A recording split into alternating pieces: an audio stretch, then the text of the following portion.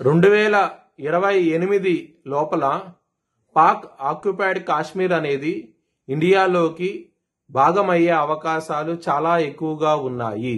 జై శ్రీరామ్.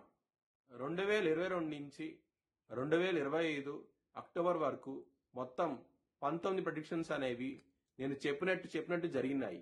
అవన్నీ కింద డిస్క్రిప్షన్ లో ఇవ్వడం జరుగుతోంది. ధనుసు రాశికి అధిపతి గురువు. ధనుసు రాశిలో ములా 4 పాదాలు, పూర్వాషాఢ 4 పాదాలు, ఉత్తరాషాఢ 1వ పాదం ఉంటది. ఈ నక్షత్రం వాళ్ళందరికీ నేను చెప్పే వార ఫలితాలు వర్తిస్తాయి. ఈ వారంలో ధనుసు రాశి వారికి కేవలం రాహుగ్రహం మాత్రమే యోగిస్తోంది. మిగతా గ్రహాలన్నీ వ్యతిరేకత ఫలితాలు ఉన్నాయి.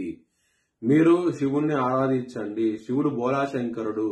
శివుణ్ణి కనుక ఆరాధిస్తే నవగ్రహాలు ఆయన ఆధీనంలో ఉంటాయి కాబట్టి మీకు మంచి జరుగుతుంది. ఈ వారంలో మీరు గోధుమలు కనుక బ్రాహ్మణుడి దానం చేస్తే కనుక చాలా చాలా మంచి ఫలితాలు ఉంటాయి. అలాగే ఇంకా 4వ స్థానంలో శని ఉన్నారు. అర్ధాశ్రమ శని నడుస్తోంది. కొంచెం శనివారం పూట తైలాభిషేకం లాంటివి చేయించుకుంటే కనుక చాలా చాలా మంచి ఫలితాలు ఉంటాయి. గురువారం రోజున, శనివారం రోజున ముఖ్యమైన పనులు స్టార్ట్ చేసిన ఖచ్చితంగా విజయం సాధిస్తారు. మంగళవారం రోజున మాత్రం ముఖ్యమైన పనులు స్టార్ట్ చేయకండి. స్టార్ట్ చేసిన వ్యతిరేక ఫలితాలు వస్తాయి. ధన నష్టం వచ్చే అవకాశం ఉంటది. చాలా చాలా ఇబ్బందులు అయితే ఎదురవుతారు. ధనుసు రాశి వారికి కుటుంబాధిపతి అయిన శని 4వ స్థానంలో ఉన్నారు. ఇబ్బందులు ఉంటాయి. కుటుంబ పరంగా మాత్రం చాలా చాలా జాగ్రత్తగా ఉండండి.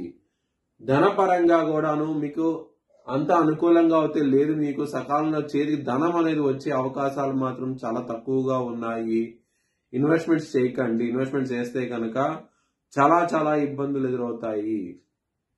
లవర్స్ కి మాత్రం చాలా బ్యాడ్ టైం నడుస్తోంది. పంచమాధిపతి అయిన కుజుడు వ్యయ స్థానంలో ఉన్నారు కాబట్టి కొంచెం హెల్త్ పరంగాను అలాగే మీకు లవర్స్ కి ఇబ్బందికరమైన వాతావరణం అంటూ ఉంటది. ఎందుకంటే ఇక్కడ 6వ స్థానం అధిపతి అయిన శుక్రుడు కూడా 12వ స్థానంలో ఉన్నారు. మళ్ళీ శత్రువులు కూడా ఎక్కువగా ఉంటారు.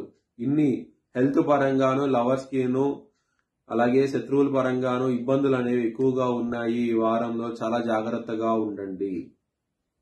బిజినెస్ పరంగా మాత్రం ఇన్వెస్ట్మెంట్స్ చేయండి. మంచి లాభాలు చూస్తారు. లాంగ్ టర్మ్ ఇన్వెస్ట్మెంట్స్ చేయండి. ఖచ్చితంగా విజయం సాధిస్తారు బిజినెస్ లో మాత్రం.